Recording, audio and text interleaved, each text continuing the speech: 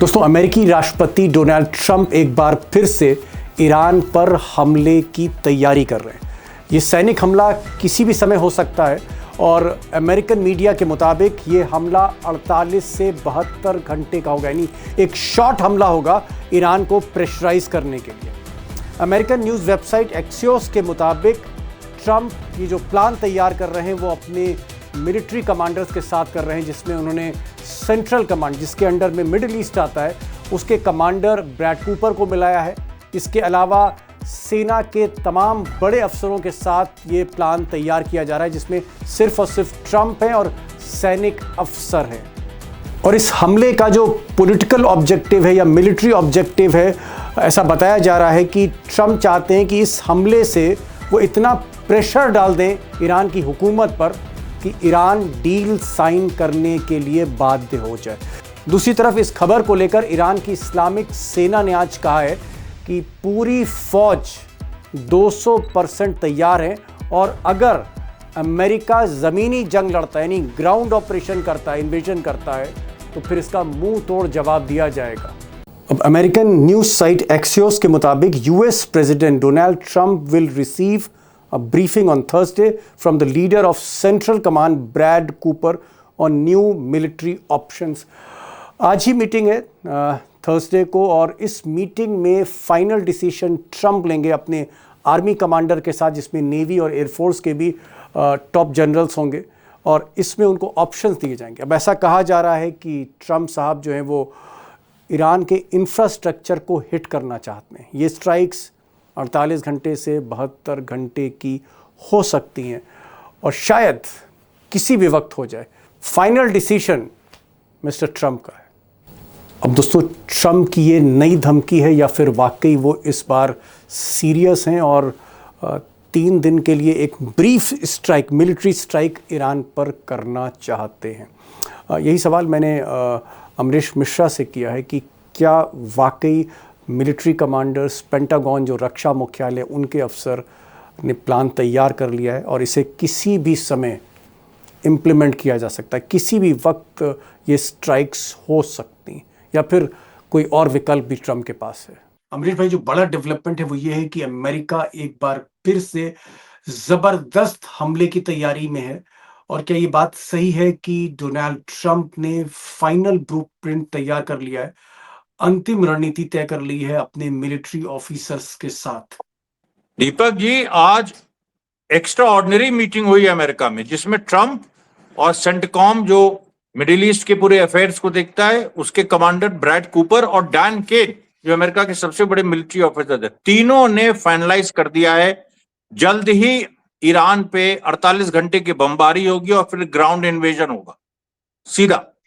और या फिर पहले ग्राउंड इन्वेजन होगा, फिर 48 घंटे की बमबारी। किसी भी समय, ये आप कह रहे हैं कि एक ब्रीफ पीरियड के लिए 2-3 दिन के लिए एक बहुत भयानक हमला करेगा, किसी समय भी हो सकता है, आज, कल, परसों, 2 दिन बाद, 3 दिन बाद, 4 दिन बाद?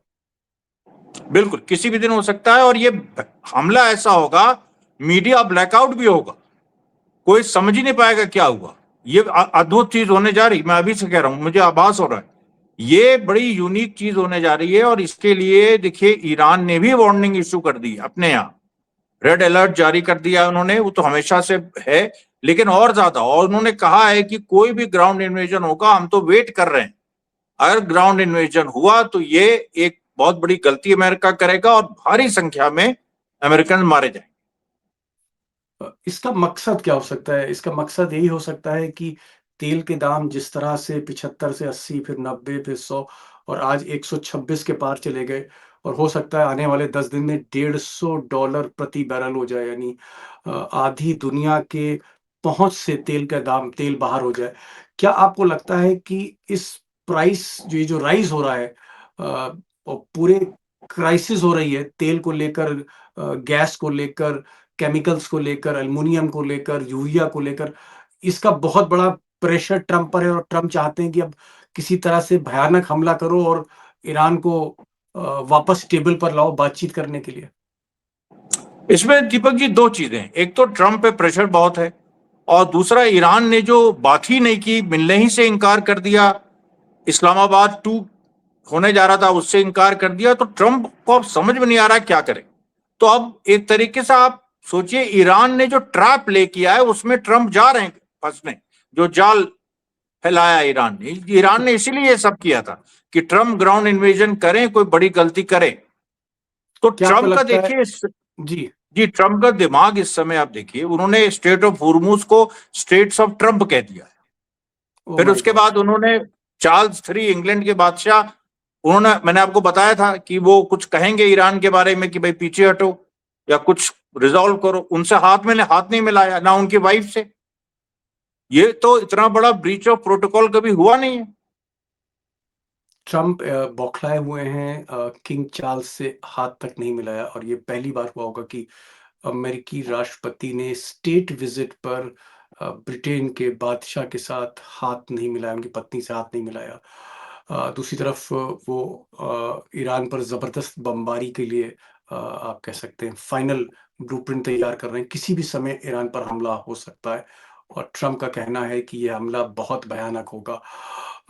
कोशिश उनकी ये है कि अगर ये हमला होता है तो शायद ईरान झुक जाए और टेबल पर आ जाए और बातचीत हो जाए, और यानी जंग को रोकने के लिए भयानक जंग शुरू करने जा रहे हैं। इसका मतलब यही निकला अमरीश भाई? बिल्कुल यही निकला, बिल्कुल। और इस समय तो ट्रंप किसी की नहीं सुन रहे हैं, वो सीधे आर्मी से बात कर रहे हैं, सीधे और आर्मी से बात। ये उन्होंने सोच लिया है, बिल्कुल। क्या इस मतलब संबंध में कोई आपको लगता है तैयारियां हो रही हैं? मतलब शिप्स के मूवमेंट हो रहे हैं, मिलिट्री साजो सामान के मूवमेंट हो रहे हैं, फाइटर प्लेन्स के मूवमेंट हो रहे हैं ईरान के चारों तरफ मिडिल ईस्ट में? देखिए, इस बार अमेरिका अलग टैक्टिक्स अपना रहा है। वो जो मिडिल ईस्ट में बेसेस हैं, जहां उनके सैनिक हैं, वहां वो ज्यादा साजो सामान नहीं पहुंचा रहा, इजराइल में पहुंचा रहा है। पिछले 24 घंटों में 6,500 टन का पूरा मटेरियल, जिसमें ट्रक्स भी हैं, जिसमें वेपन्स भी हैं, म्यूनिशंस हैं, सब इजराइल में उतरा है, और आने वाले दिनों में ऐसे ही वो बढ़ता जाएगा। तो ये जो पूरी बात है, जो क्षति अमेरिका और इजराइल की हुई, उनके म्यूनिशंस कम पड़ गए, मिसाइल कम पड़ गई, तो ट्रंप ने यूरोप से और बाकी सारी जगह से, पैसिफिक एरिया से, चाइना वाले एरिया से, रशिया वाले एरिया से अपने मिसाइल वगैरह सब मंगा के और वहां पर वो स्टोर कर रहा है इजराइल में। तो आप सोचिए, ओके। सीधी सीधी बात है। इसका मतलब आप कह रहे हैं कि हमला इजराइल से होगा, हमला जो जंगी जहाज हैं यूएस अब्राहम लिंकन या फिर यूएसएस बुश या फिर फोर्ड, इस तरह के जहाज़ों से, जंगी जहाज़ों से हवाई हमला होगा, मिसाइल हमला होगा, और जो गल्फ कंट्रीज़ हैं, चाहे कतर हो, कुवैत हो, यूएई हो, इनके बेसिस का इस्तेमाल कम से कम होगा? देखिए, यूएई के बेसिस का इस्तेमाल हो सकता है, लेकिन सऊदी अरेबिया और कतर, इनके बेसिस का इस्तेमाल कम से कम होगा। कुवैत का भी हो सकता है, कुवैत, यूएई और इजराइल, इन 3 बेसिस का इस्तेमाल होगा। और जो Ibrahim Lincoln, George W Bush और आइसन हावर भी वहां पर पहुंच गया, जेरल्ड फोर्ड भी है। चार चार चार बड़े एयरक्राफ्ट कैरियर, वॉरशिप्स हैं। जी। 4 बड़े चार। एयरक्राफ्ट कैरियर, जिनमें जी। सब मिला दीजिए तो कम से कम 200 से 250 F-15, F-16, F-22, F-35 है। जी। 4 बड़े जहाज़ों की बात कर रहे हैं अमरीश मिश्रा, कह रहे हैं कि 4 बड़े जंगी जहाज़, जिसमें यूएस अब्राहम लिंकन है जिसकी आप तस्वीर देख रहे हैं, फिर ये यूएसएस बुश है जिसकी आप तस्वीर देख रहे हैं, फिर ये फोर्ड है जिसकी आप तस्वीर देख रहे हैं, फिर ये आइज़नहावर है। ये 4 बड़े एयरक्राफ्ट कैरियर हैं जिसमें फाइटर जेट्स खड़े रहते हैं। कुल मिला के 250 से 300 फाइटर जेट्स इन वॉरशिप से, इन एयरक्राफ्ट कैरियर से हमला कर सकते हैं, मिसाइलों से लैस, और कुछ हमला इजराइल से होगा, यूएई से हमला हो सकता है, दुबई और अबू धाबी की बेसिस से, लेकिन कतर और सऊदी अरब और ओमान और एक आध मुल्क ऐसे हैं जो अमेरिका को इस बार अपनी सरजमी से हमला नहीं करने देंगे। ये बताइए संक्षेप में कि ईरान की क्या तैयारी है? क्या ईरान भी पूरी तरह से तैयार है? देखिए, ईरान ने इस बार क्या किया है कि वही जो उनकी हाइपरसोनिक मिसाइल्स हैं, उनको उन्होंने एडवांस कर दिया, यानी उनको वो स्टेट ऑफ हुर्मुज पे ले आए। यानी जो अगर पहला हमला जो होगा अमेरिका का, उसके उसके जवाब में, क्योंकि ईरान ने कहा 1 के बदले 4, तो 1 के बदले 4 का मतलब यह है कि वो एक साथ साइमल्टेनियसली चारों एयरक्राफ्ट कैरियर पे हमला कर सकते हैं एक साथ। Oh my God. ओके। बिल्कुल। लेकिन ये जो जंगी जहाज हैं, क्या आपको लग रहा है कि अब्राहम लिंकन या फोर्ड जैसे वॉरशिप्स इनको समंदर में डुबोने की कैपेसिटी ईरान के पास है? नहीं, बिल्कुल है। हाइपरसोनिक मिसाइल्स के आगे तो कोई डिफेंस ही नहीं है ना। हाइपरसोनिक मिसाइल्स के आगे इनके पास जो एयर डिफेंसेस हैं, इन एयरक्राफ्ट कैरियर्स के पास, वो डिजाइन है मैक्सिमम शॉर्ट रेंज या मीडियम रेंज के मिसाइल्स के लिए, जो ईरान ने अभी 40 दिन की जंग में इस्तेमाल की। ईरान ने 40 दिन की जंग में हाइपरसोनिक अभी तक नहीं मारी। इब्राहिम मतलब जो भी उस समय दो तीन एयरक्राफ्ट कैरियर थे, उन पर हाइपरसोनिक नहीं जी। मारी। अब इस बार मारेगा। ईरान की इस्लामिक सेना का एक और बयान मैं देख रहा था। उन्होंने कहा है कि इस बार अगर जंग होती है, तो हम ऐसे चमत्कारिक हथियारों का इस्तेमाल करेंगे कि अमेरिका चौंक जाएगा। तो ये इशारा ये hypersonic, high speed, high range मिसाइलों की तरफ इशारा है। बिल्कुल। और उसमें ये भी एक चीज है कि कुछ ईरान के पास जो टेक्नोलॉजी है, जिसमें जो एयरक्राफ्ट कैरियर्स हैं ये, या जो अमेरिकन बेसिस हैं मिडिल ईस्ट में, वहां जो एयर डिफेंसेस वगैरह लगाए जाएंगे, जो पहले ईरान ने डिस्ट्रॉय किए दोबारा आए हैं, तो उनके तो अब ईरान के पास कुछ ऐसी टेक्नोलॉजी है जो जो जिसको आप सोचिए जाम नहीं किया जा सकता। ये कुछ ऐसी टेक्नोलॉजी ईरान ने डेवलप की है, और हिजबुल्लाह ने भी छोटे स्तर पे उसको इस्तेमाल किया है। अब कुछ ऐसे ड्रोन्स बनाए हैं जो जैम नहीं हो रहे हैं इसराइल से। अब ये बड़े स्तर पे इस्तेमाल हो, जहां जैमिंग नहीं हो पाएगी। क्या आपको अमरीश भाई लगता है थोड़ा-सा क्योंकि बहुत अगर ये युद्ध होता है, भले ही वो 48 घंटे या 3 दिन के लिए ईरान पर प्रेशर डालने के लिए फिर से बमबारी करने जा रहे हैं। क्या इसको रोका जा सकता है? कोई आपको गुंजाइश दिखती है, कोई इस तरह की अपॉर्च्युनिटी जहां इस युद्ध को रोका जा सके और ईरान और अमेरिका में फिर से बात शुरू हो जाए इस्लामाबाद में? नहीं, अब मुझे नहीं लगता है कि बातचीत की कोई गुंजाइश है। जब किंग चार्ल्स को स्नब कर दिया तो क्या, अब इसके आगे तो कुछ है नहीं। चलिए, किंग चार्ल्स ब्रिटेन के बादशाह पैगाम लेके गए थे कि भाई बातचीत कर लीजिए, सुलह कर लीजिए। ट्रम्प साहब ने उनको पूरी तरह से इग्नोर कर दिया। एक राष्ट्रपति, एक ब्रिटेन के बादशाह जिनके बड़े सदियों के रिश्ते हैं अमेरिका और ब्रिटेन के, जहाँ वीज़ा भी ज़रूरत नहीं होती एक दूसरे देश में जाने के लिए, वहाँ पर बादशाह को इग्नोर करना, ये ट्रम्प की बौखलाहट भी दिखाता है, उनका घमंड और गुरूर भी दिखाता है। किसी की सुन नहीं रहे हैं। अमरीश जी ने जो बताया, किसी की ट्रम्प नहीं सुन रहे, सिर्फ मिलिट्री कमांडर से बात कर रहे हैं।